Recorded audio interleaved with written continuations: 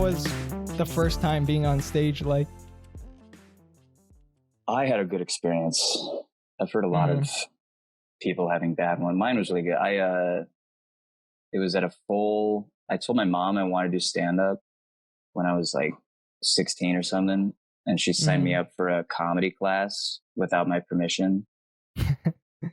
And it was me. Good?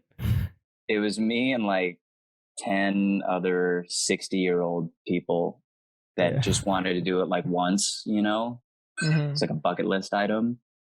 But it ended up being really great because for 6 weeks, you go to this place and every Tuesday you go for an hour and you like write and talk about comedy. And then after 6 weeks, they do a show.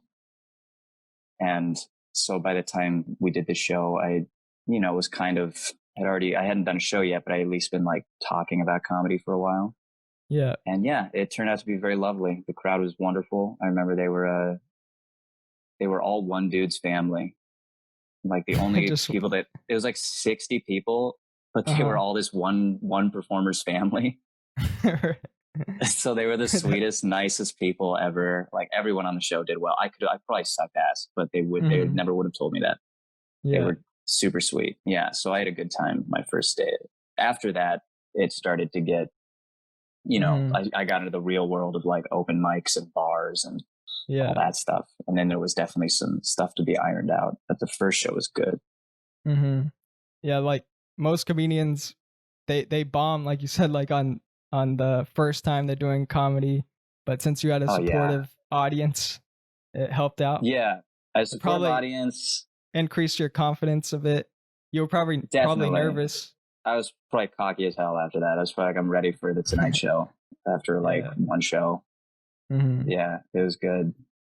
What's like the worst time you've bombed been like? The worst time I bombed, and it wasn't even really my fault.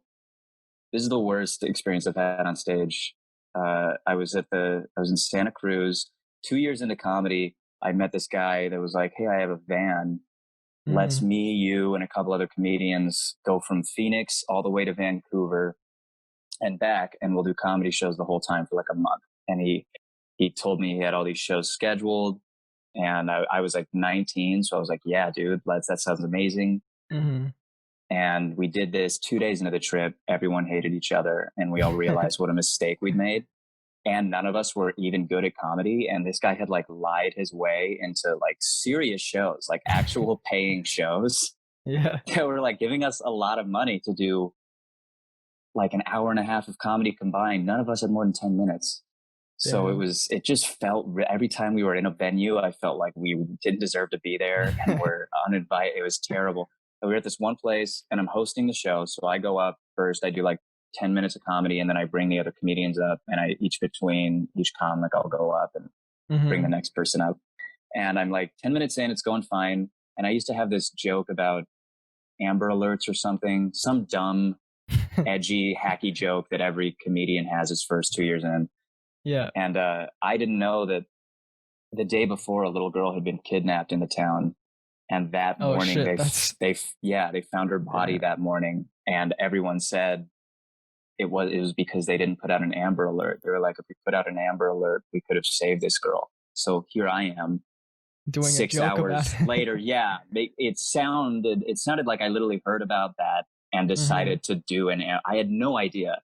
This is just a normal joke I usually did. Yeah. And dude, when I said it, it was like, I haven't had anything feel like this since. It was just the crowd. You could feel everyone hated me. I felt hate towards me.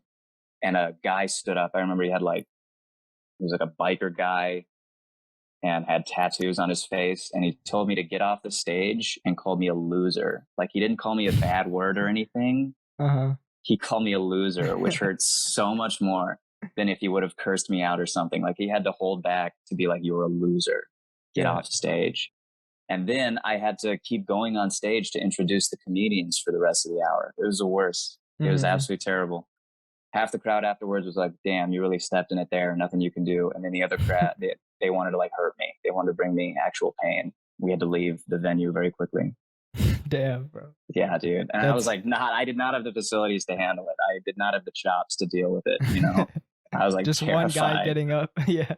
Dude, yeah, I didn't know how to respond to that yet. I hadn't dealt with a heckler before. Uh-huh. Yeah, it was horrible. That's my worst for sure.